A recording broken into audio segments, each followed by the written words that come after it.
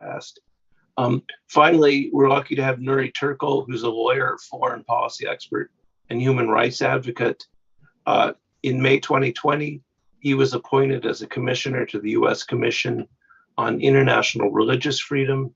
He's a senior fellow at the Hudson Institute and a member of the Council of Foreign Relations. Nuri serves as the chairman of the board for the Uyghur Human Rights Project.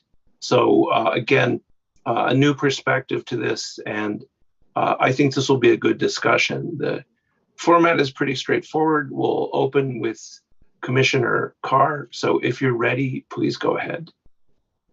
Great. Well, thank you so much to you, James, and to CSIS for hosting this event and inviting me to speak. Great to be joined by these distinguished panelists. And after I give a couple remarks, I'm happy to join with them and take some questions as well. What I'm going to lay out here today are two additional steps that I think the FCC should take to ensure the security of our communications networks against the threats posed by Communist China, and also some targeted action that we should take at the FCC to address the genocide that's taking place in Xinjiang right now.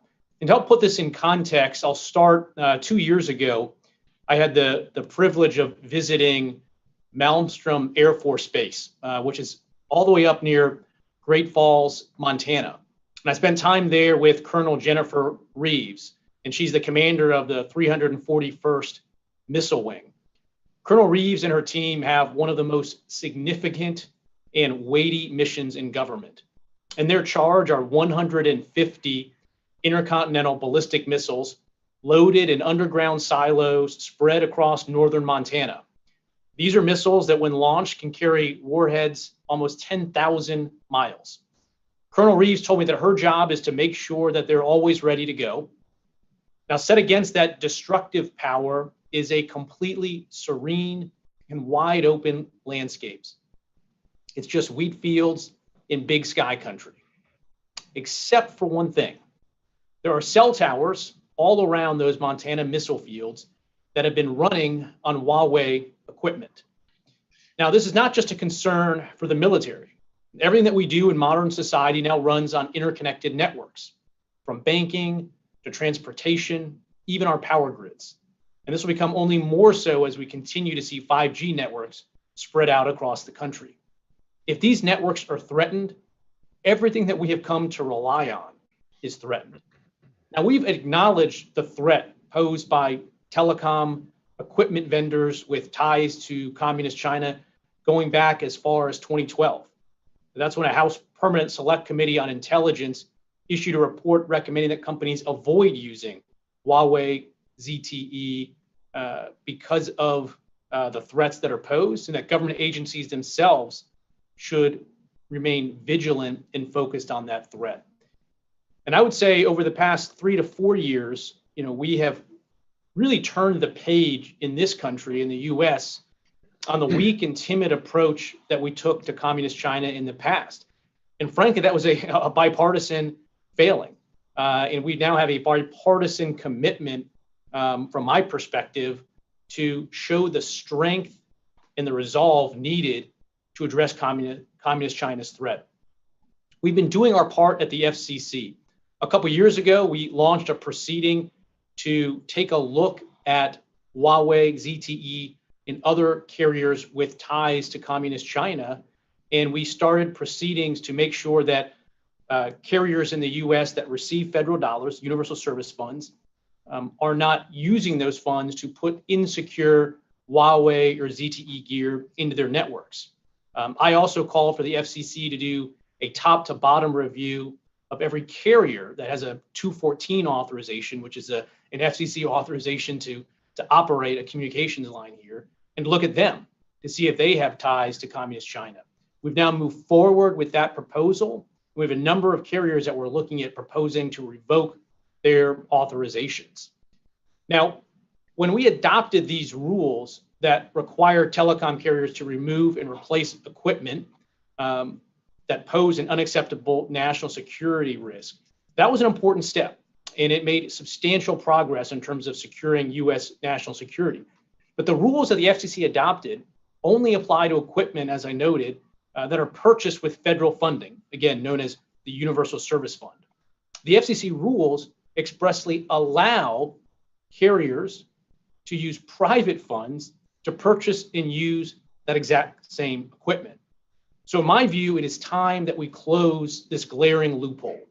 Once we've determined that Huawei or any other gear poses an unacceptable national security risk, it makes no sense to allow that exact same equipment to get purchased and inserted into our communications network as long as federal dollars aren't involved.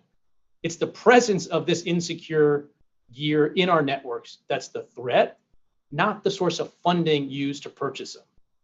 Yet, if you look back at the FCC's equipment authorization regime, we continue to review and approve, give our stamp of approval to thousands of applications from Huawei and other entities that we've deemed national security risks.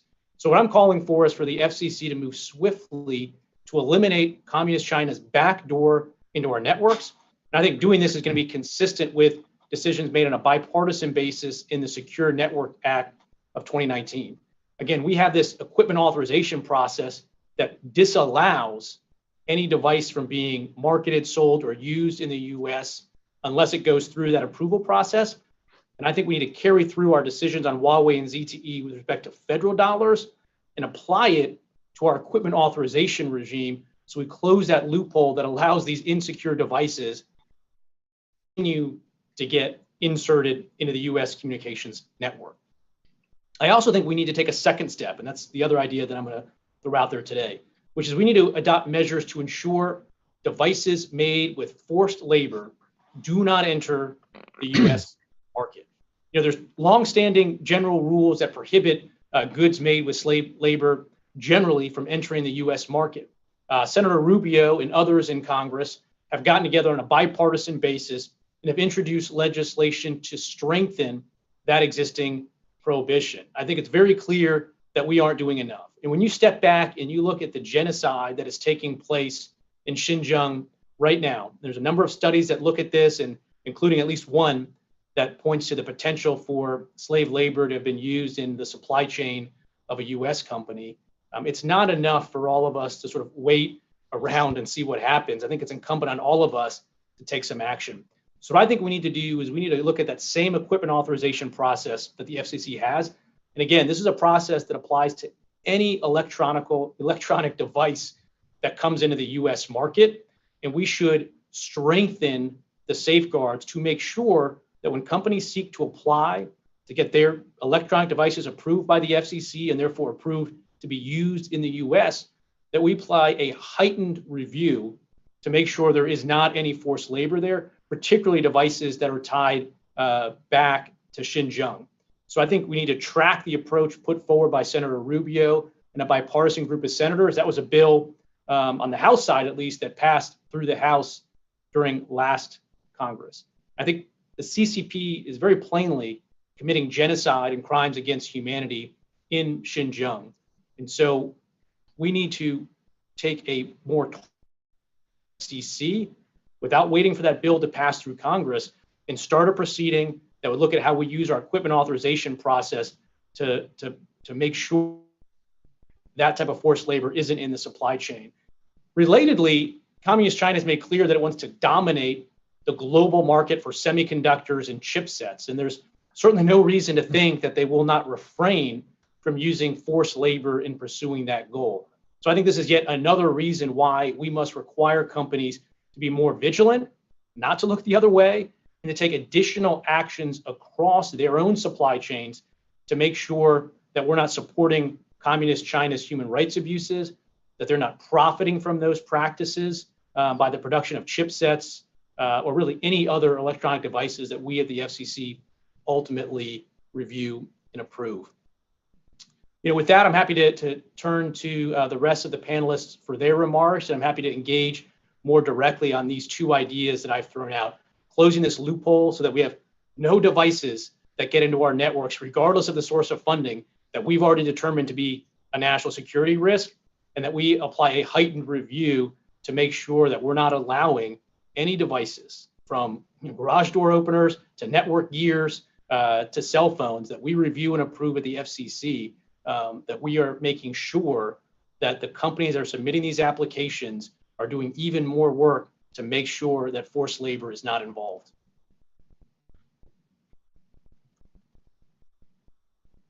Yep, I think you're muted still, James.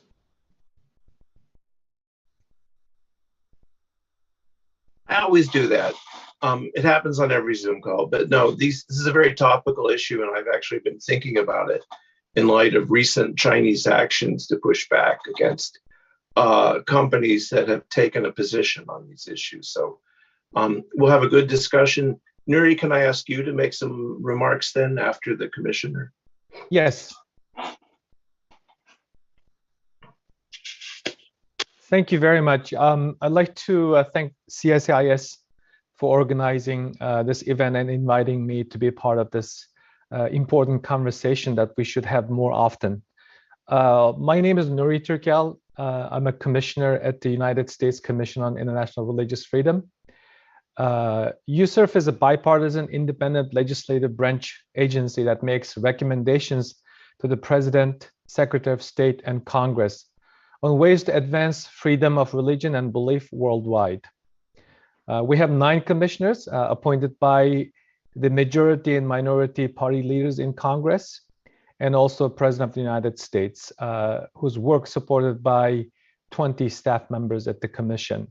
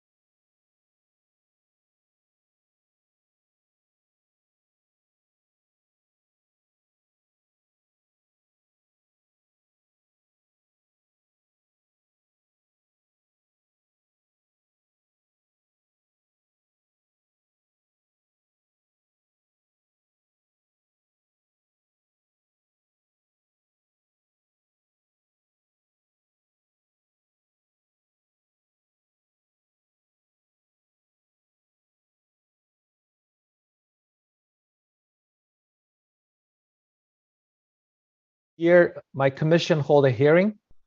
One of the witnesses told us that the digital authoritarianism is metastasizing and now have been adopted over 80 countries around the world. First of all, we must also, let me go over why we have to focus on these issues. First of all, we must be aware that the Chinese technology companies, including telecom, are not independent. They often have intimate ties to the Chinese Communist Party, with party branches deeply embedded in their corporate structure. Huawei, for example, has several hundred CCP committees. When needed, these Chinese companies will uphold the party's leadership and carry out the party's policy in their business operations. Additionally, these companies also have key actors in promoting China's internet governance model internationally as a new norm. If left unchecked, China will become an internet superpower that is able to shape the standards and norms of the global internet a trend of enormous implications for US national security interests and world stability. Second, when it comes to China's digital authoritarianism, Chinese telecom companies like Huawei and ZTE have long played a vital role in facilitating and implementing China's oppressive policies in the Uyghur and Tibetan regions. Huawei is a key provider of sophisticated surveillance technologies used in Xinjiang, including facial recognition. It also provides technical support and training to Xinjiang Public Security Bureau, which has been added to Commerce Department's entity list. And alarmingly, Huawei has been exporting its surveillance technology solutions called Smart Cities projects abroad to countries with poor human rights records, such as Venezuela, Zimbabwe, where oppressive regimes can use these technologies to persecute human rights activists and political opponents. And finally, Chinese telecom companies like Huawei and ZTE, along with other well-known Chinese tech companies such as Lenovo, Hisense, iFlyTech, and Xiaomi, have been complicit in the use of Uyghur forced labor in their supply chains. Forced labor abuses involving these technology companies mostly occur in involuntary and exploitative labor transfer programs in which Uyghurs were transferred from Xinjiang to work at suppliers' factories in eastern province of China. So when they said, "Oh, we're going to stop the forced labor practice in Xinjiang," doesn't mean that this problem can be solved, because they can relocate it and use it and do it in other places in China. There's one example that has been in the news a lot, the case of Ofilm, a supplier for Chinese telecom and tech giants Lenovo and Huawei, where the Uyghur workers have been involuntarily recruited and perform forced labor in a fortified compound with security cameras and guards at the entrance. Their movement is severely restricted, and they're not allowed to pray or engage in any religious worship activities. In conclusion, I'd like to note that China's telecom industry presents both human rights and security challenges to the United States and the world at large.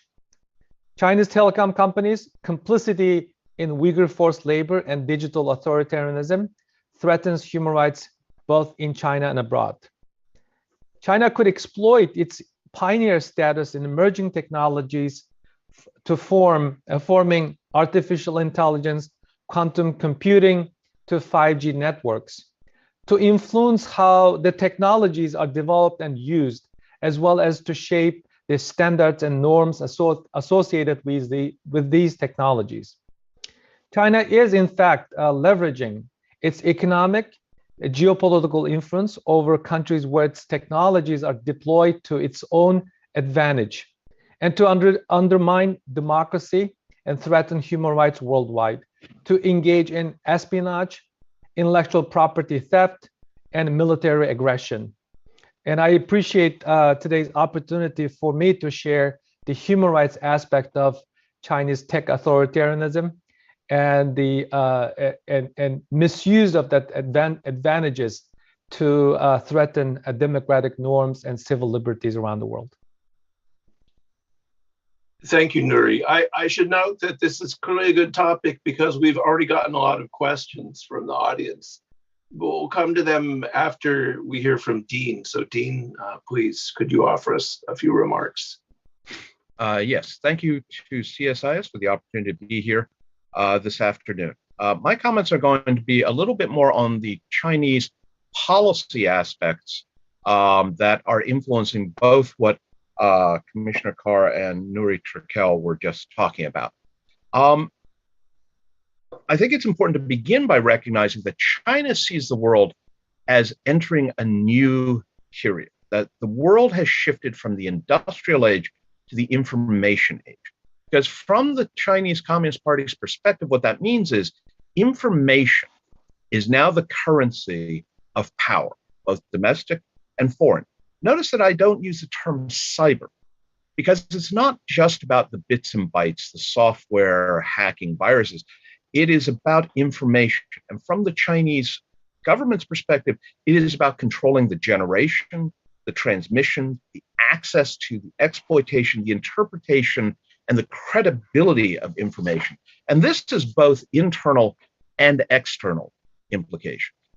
When we look at the Chinese domestic information environment, it's important to recognize, again, the foremost PRC priority, CCP priority, Chinese Communist Party priority, is to keep itself in power.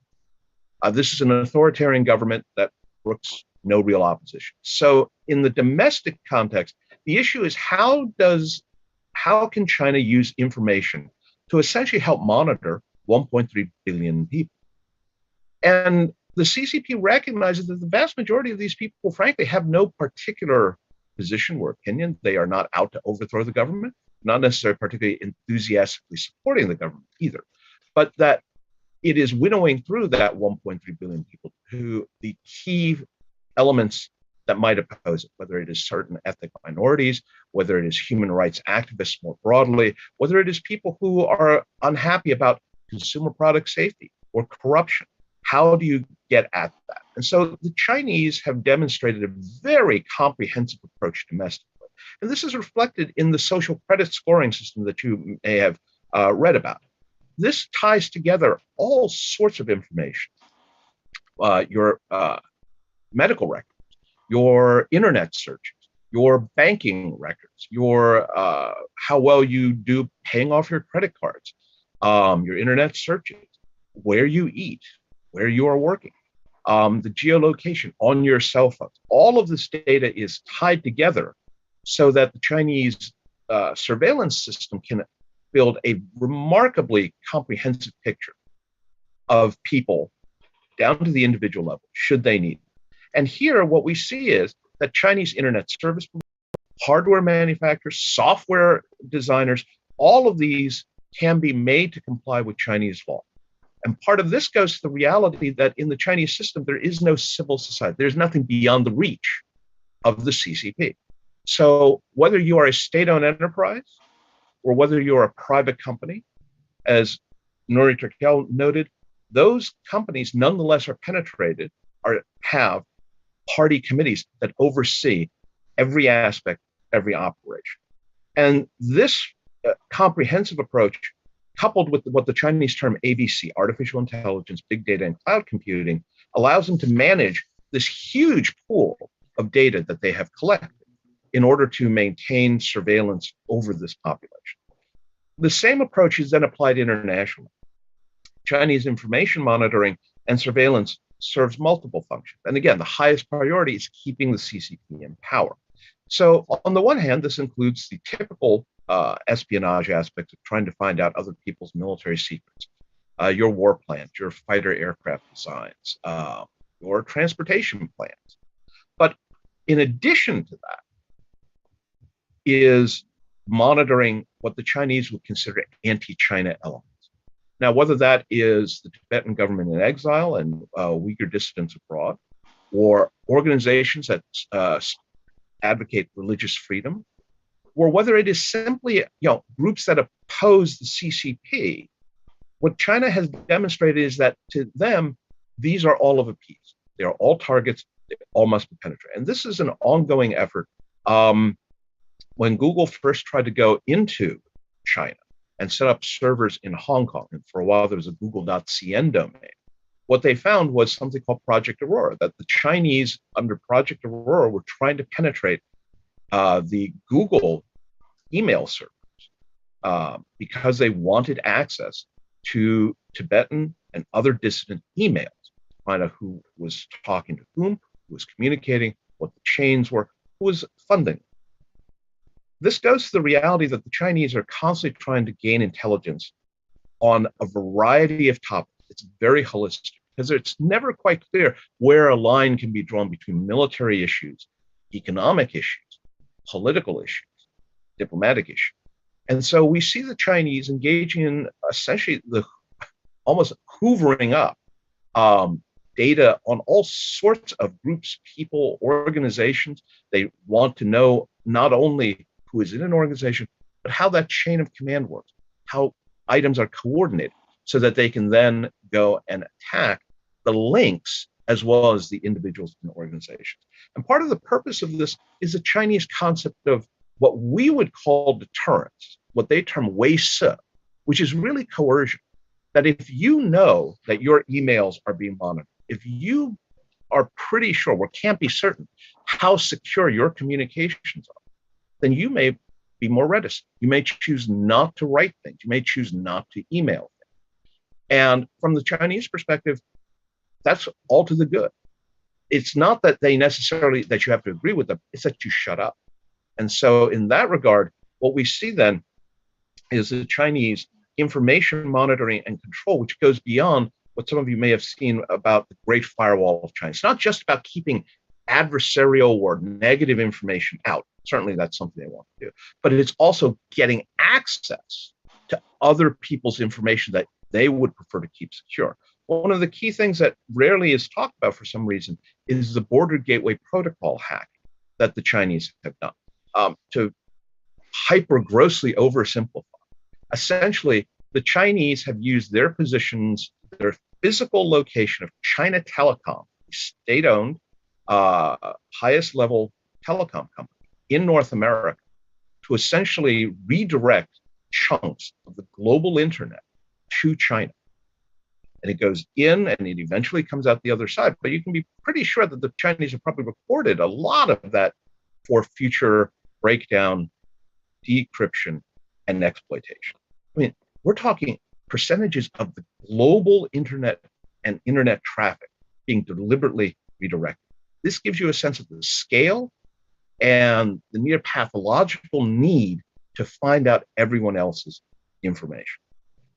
This is one of the reasons why Huawei is a challenge, because if Huawei produces the hardware for internet servicing, then in that case, what we are looking at is all of this data is passing over physical servers and routers so that you can potentially redirect things almost automatically. So let me conclude here by noting that the PRC challenge when it comes to information, whether it's about surveillance, whether it's about information about dissidents, whether it is about intellectual property, is a holistic one driven by the view that information is the key to modern national power. This focus on information goes beyond bits, bytes, viruses, malware, Trojan horses, to hardware, software, and apps. It touches on aspects such as space, because so much information transits across space or is gathered from space, as well as terrestrial aspects. And monitoring and surveillance is a global, not just Chinese local phenomenon.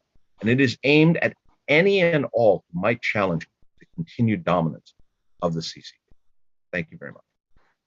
Great, thank you, Dean.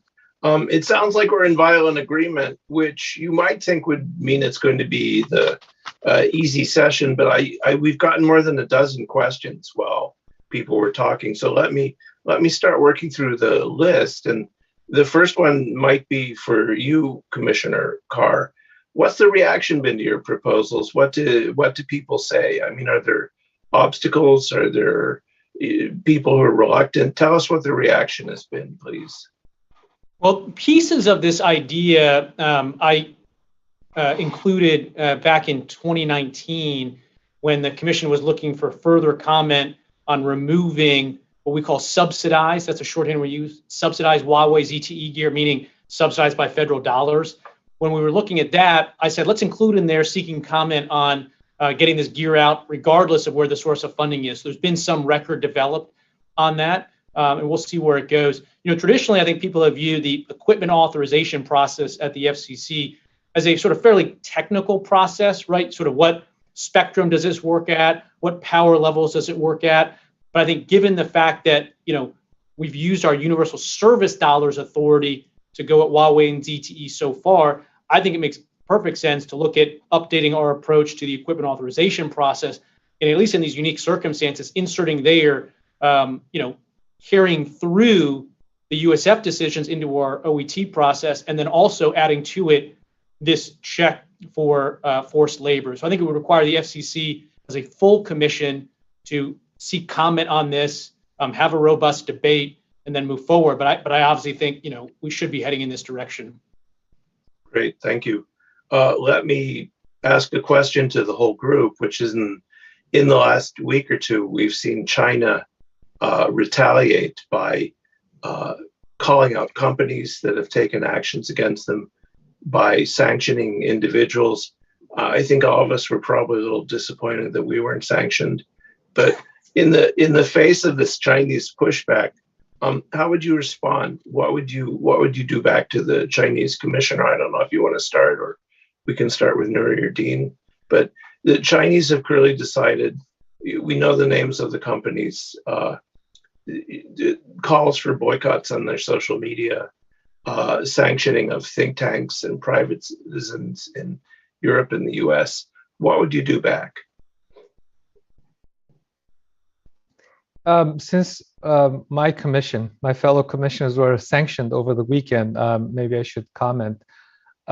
It appears that our strategy has been working on two fronts. One, calling them out, public education, and showing that this is a bipartisan concern for the United States and American people.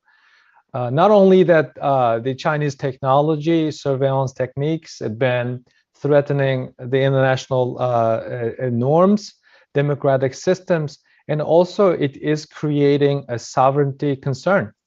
They are right here using that very technology to threaten, harass American citizens and posing, creating the anxiety and fearfulness here at home among our fellow citizens. So my two commissioners, Chairwoman Gail Manchin and Vice Chair Tony Perkins, were sanctioned over the weekend, and I can tell that even though we are International Religious Freedom Commission, we've been focused on this issue because this particular techniques have been used by the Chinese authority and also China's allies or friends, supporters, for religious and human rights abuses, religious persecution and human rights abuses. So hold hearing. We've been writing, speaking on these issues. So apparently we got their attention, and also this is a sign of desperation in Chinese attempt to try to change the narrative, try to turn this into whataboutism, trying to call the United States or objective professionals who have training and knowledge on this as liars. So when you have nothing to say, when you are cornered, this is what they do. What you do, bring up, play the whataboutism game, and calling others liars. So this is what is happening in my mind. So what we need to do is exactly what the Biden administration is doing: push back with our partners and allies. This is, end of the day, is a global concern. In the past, during the Trump era, Chinese successfully promoted anything against China's technology as part of Trump's China policy, but this has become bipartisan issue now. And Secretary Blinken was right in saying in his confirmation hearing that he wants to focus on two things: forced labor, and stop our technology going out to China to either wittingly or unwittingly facilitate the ongoing genocidal campaign. Even though those things have been already in the works, I was pleased on my personal capacity, an official capacity, that the Biden administration is prioritizing these issues, rightfully so. Yeah, I'll simply pick up there and add, there's nothing that a communist likes less than hearing the truth spoken freely. So I think it's a great sign that there is bipartisan agreement here, including through the Biden administration, on the atrocities and the genocide that we're seeing in Xinjiang. And I think it's incumbent on all of us. Look, for decades we've always said never again when it comes to this type of activities that we're now seeing in Xinjiang, and yet here we are again. And so I think we need to all of us speak up. I think we make sure companies that are sourcing materials from that region need to be held to a higher bar. I think that's what the Rubio bill would do. I think that's why we need to track that at the FCC. And obviously, I think Nuri brings a lot of an authoritative voice here. He hasn't shared his personal story. But I think people that know his background or have read his bio can understand the very sort of valuable personal perspective that he brings to these issues. Thank you. I think that to build off of both the previous statements. First off, I think that the idea of the Democracy Summit that President Biden has floated offers an excellent opportunity for like-minded countries to signal Beijing that its behavior has gotten our attention and is something that is not going to simply pass by. Whether it is prohibiting slave labor-produced items, whether from being sold, whether it is demanding more transparency with regards to the treatment of Uyghurs, Tibetans, other dissidents in China, a group of nations enunciating this will be absolutely more powerful than just the United States saying that alone. And so I certainly hope that this would be one of the issues that would be on that agenda.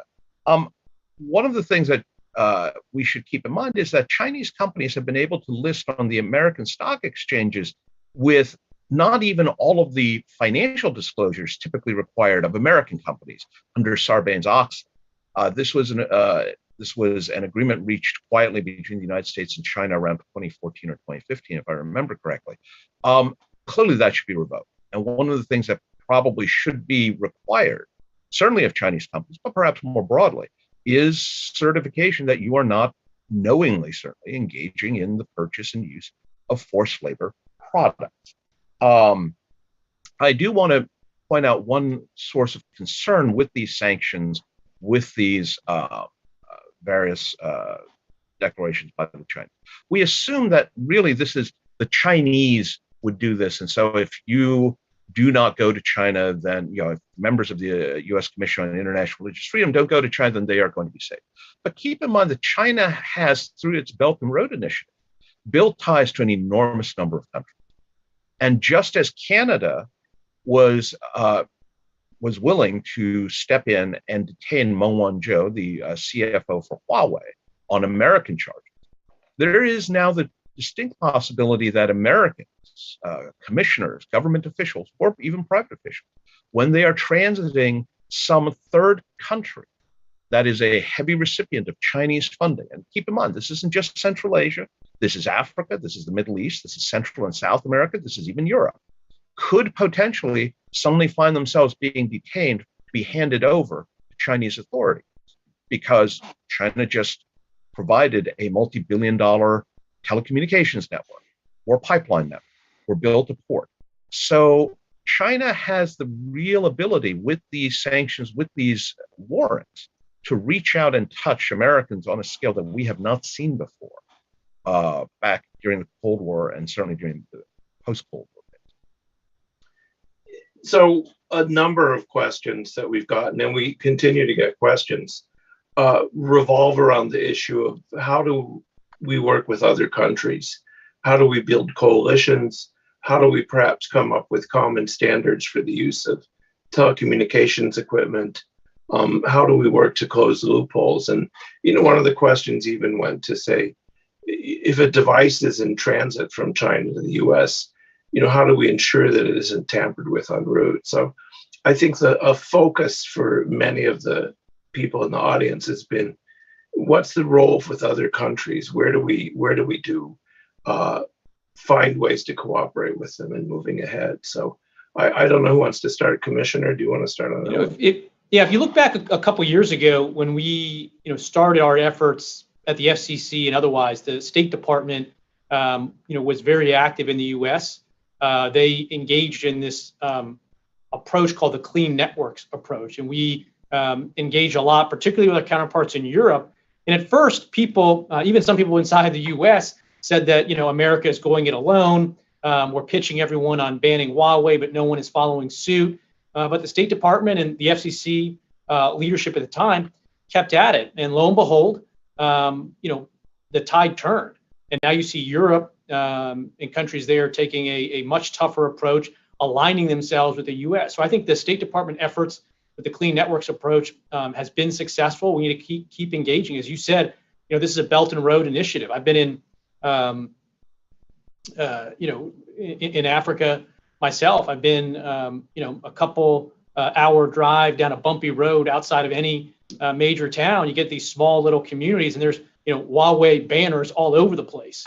And so they're playing a very long game with respect to this Belt and Road Initiative. And Huawei ZTE is the digital component of that. I think that's why also at the FCC, we got to go and close this loophole, because we didn't go around the world telling people that this Clean Network Initiative, keep Huawei and ZTE gear out, provided that, your country's federal dollars aren't involved. We did the right thing, which is you got to get this stuff out. And that's why we need to hold ourselves now to that exact same standard moving forward and close this loophole.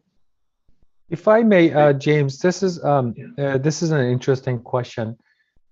Yeah, we're seeing some positive development, multilateral in nature, but we have not heard from the tech companies yet. I think a part of the effort should be taking this matter from the situation room to the boardroom. Why the technology firms are still either feigning ignorance or not doing anything? And we do know it very well that even U.S. government imposes various measures, adding them to the entity list, and provide protection, as the excellent point that Dean was making, to protect our government officials travel to some countries. If the Silicon Valley does not step up to the plate, the Chinese can manipulate, they can change the names, they can use their own ways to bypass sanctions or any measures that our government or our partners take. So this has to be tackled as part of the governmental effort in the company level. The engineers, for example, have a huge role to play. If the engineers resist, especially in our tech firms, then the upper management will start paying attention, because those engineers, those talent are not replaceable. They're not easily replaceable. They're not someone they can train overnight or with a 1 or 2 year extensive training. So this has to be societal, governmental, and business collaborated effort. This is it's easy for me to say it, and people may think, oh, this guy happened to be Uyghur, he can just exaggerate as much as he wants. But I'm saying it as from the human perspective. This is a serious matter that everyone should be screaming from the rooftop. Is exactly right there. I think corporate America has been far too silent for far too long on this issue. Silence, as far as I can tell, principally because they want to maintain access to a market of a billion plus people. There's a new organization representing a lot of these Silicon Valleys launching in DC, I think, right now, called the self-stylized as the Chamber of Progress. I think a great first step for that type of an organization would be to speak out against the Uyghur genocide and take a tough stance on forced labor. Forgive me if I'm rather pessimistic about big tech. This is the big tech whose engineers certainly were willing to speak up at Google, for example, and say, we do not want to participate in American government activities like Project Maven. But for the longest time had no qualms whatsoever about helping China develop its own search engines under Project Dragonfly, which would conveniently censor an awful lot of results if the Chinese government didn't particularly like them. So I am not holding my breath for big tech to speak up. That being said, I do think that with the trade war between the United States and China, and a number of companies and countries more broadly looking to reset supply chains, really a bifurcated supply chain now, one going to the United States, one going to China, or in many cases, I suspect, one going to China, one going to the rest of the world. There is an opportunity to extend the clean network concept, because if you're going to start from scratch, if you're going to build new supply facilities in Indonesia or Mexico, then you can try to, at least from the get-go for these facilities, then have chain of custody, have monitoring, of where are items coming from and where are they going to basically try and at least have some transparency and insight into your work. It's not perfect, obviously. There's always an opportunity to get in and mess with the system.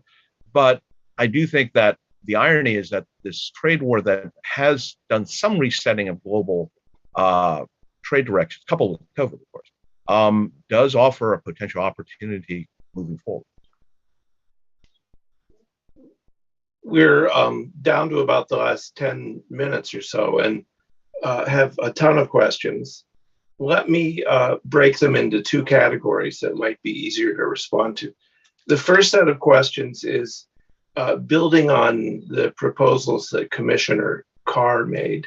What are the next steps for the US, both internationally on clean networks, domestically on the work in improving, closing the loopholes, as you put it? What is the next set of things the US needs to do to improve the security of its telecommunications networks? Commissioner, I don't know if you want to, that's sort of a softball for you, I hope. I don't know if you want to pick it up. No, we're proceeding on a couple fronts. Back in 2018, when I put this idea out there that we seek comment on rip and replace, that's taking the Huawei, ZTE, other insecure gear out of the network. We're now doing that. In fact, Congress just funded those efforts. We denied the application of China Mobile, which came up earlier, to enter the US market. And at the time, I called for the FCC to do a top-to-bottom review of every carrier that has received authority in the past to connect to the US network. And we are now engaging in that process of looking at whether we should revoke those authorizations. As Dean mentioned earlier, we've seen that evidence in our record, for instance, of a carrier with ties to Communist China that took traffic data that was originating in California, destined for Washington, D.C., and through Guangzhou, China. And the California, Guangzhou, Washington, D.C. route is probably not the most efficient way that you would direct traffic, matter. So we're engaging in all of that. And I think, these next two steps in terms of carrying through our decisions to all equipment, regardless of funding, and looking at the forced labor issues for our OET are going to be two of the important steps going forward. The other one I'll add out there is, we're engaged in this process looking at what's called ORAN, which is sort of virtualized software-defined networks. We think that's an opportunity for a lot of US-based companies to compete, where previously you had to be a multi-billion-dollar entity like Huawei or ZTE to enter the sort of equipment space in the 5G market. Great, yeah. And I noticed that there's a number of Chinese companies that are interested in ORAN. When you talk to some of them, they'll say, well, they're not eager to see Huawei become a monopoly either, just for price reasons. So the move in technology is really interesting. The second set of questions revolves around China's own plans. We got a question on how does what we're talking about fit in with the 5-year plan. We've brought up the Belt and Road Initiative many times. We've gotten several questions on that. Where do you see, and this might be a good place for Dean and Nuri to start, what's the long term here? I mean, what are the Chinese thinking? What do we need to do to build on Commissioner Carr's proposals? But what's the planning behind all this?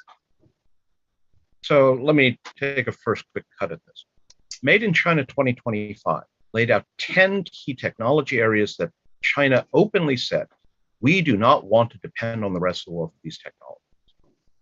It included microchip manufacturing, but it also included a lot of fairly, what we would consider anodyne technologies, railway technology, agricultural machinery. Why this matters is because this plan was published in 2015. Anyone who has worked in bureaucracy knows something large like this doesn't just spring up overnight. So the Chinese were already thinking about how to essentially recreate mercantilism, where they sell to the rest of the world, but they don't buy from the rest of the world, other than perhaps certain raw materials.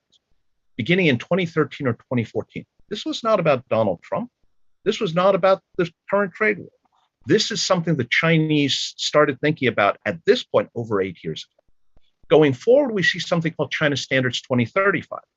In a nutshell, China wants to help write standards for a variety of products that will have global impact, partly so that Chinese goods cannot be kept out of markets, but also in the area of things like information protection, that you wind up with lower standards so that China can more easily break in. All of this is to say the Chinese have a very long-term plan.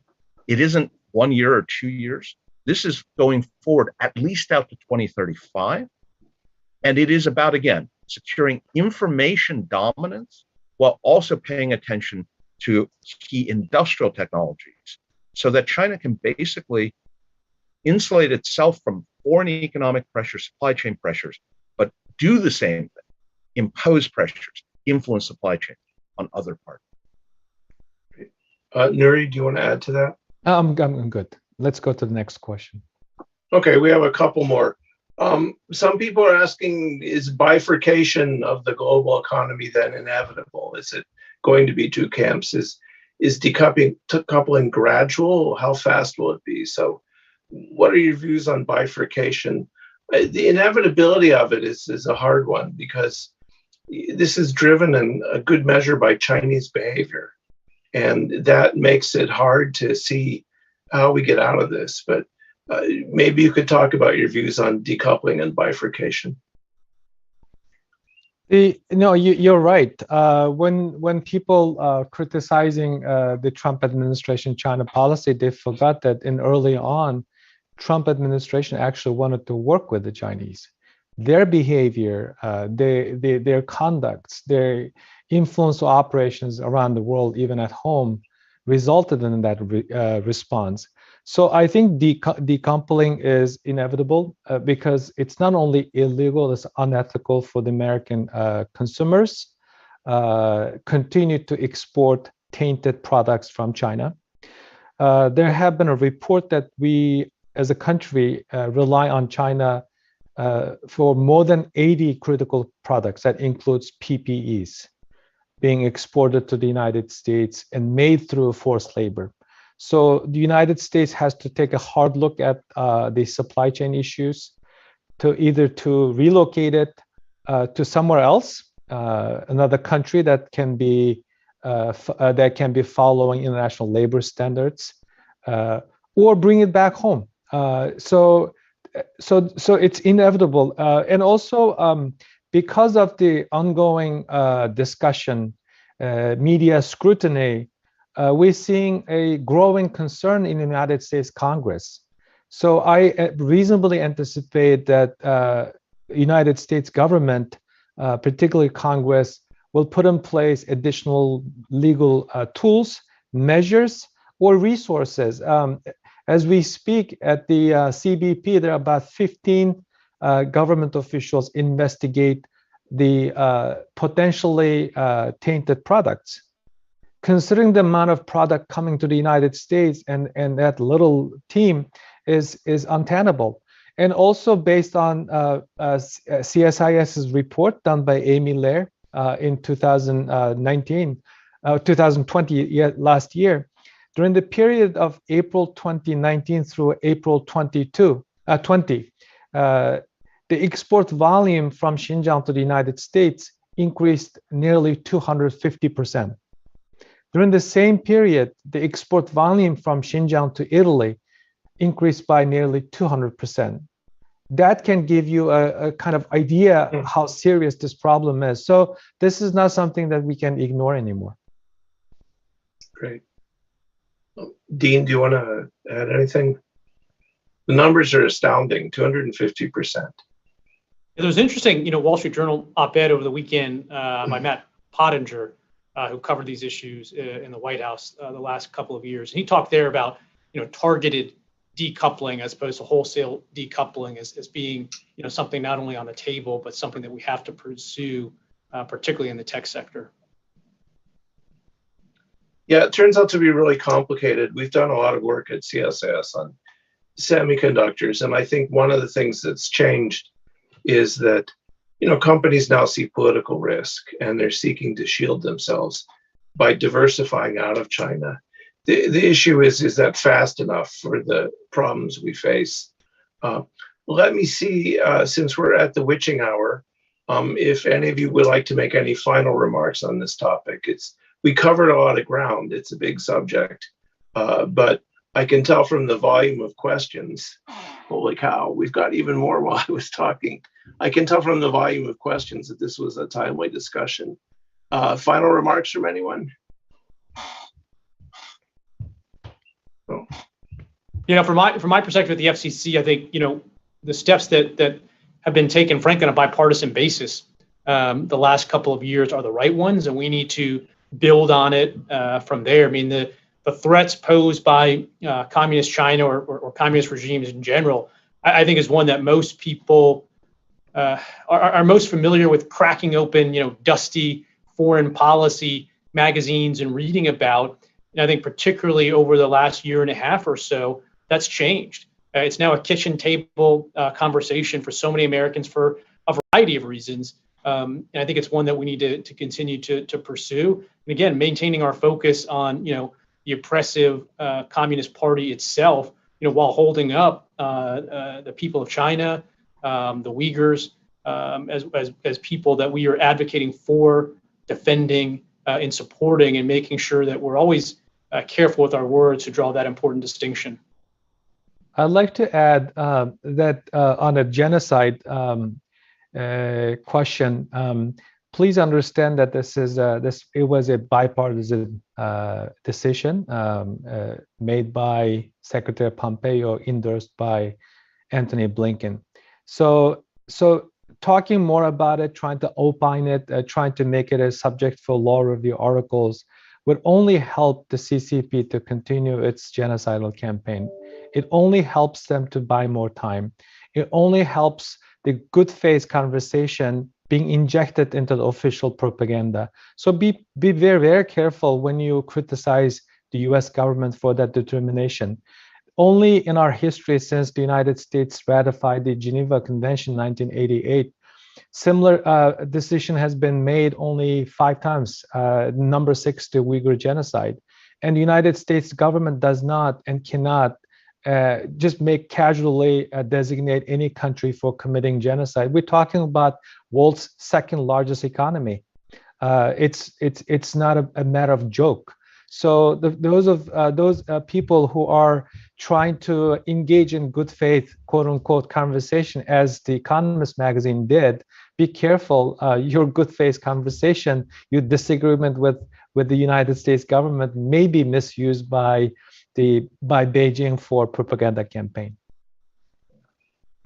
Yeah, one of the points I make to European and Asian audiences is this is an issue on which Americans are united, not only in the Congress, but if you look at the public opinion polls among the population at large. So the example I usually use is the CHIPS Act, 94-6. When was the last time you saw something like that? So we are moving towards a unified position on China. We're developing the tools to deal with it. Commissioner Carr, thank you for your work in moving this forward. We've got a lot more to do. And so let me thank our panelists, Commissioner Brendan Carr, Dean Chung, and Nuri Turkel. We'll have the recorded version of this up available on the CSIS website. I apologize to the many people whose questions I was unable to get to, but thank you all for listening in. Thank you to the panelists, and talk to you soon. Thank you. Thanks. Thank you.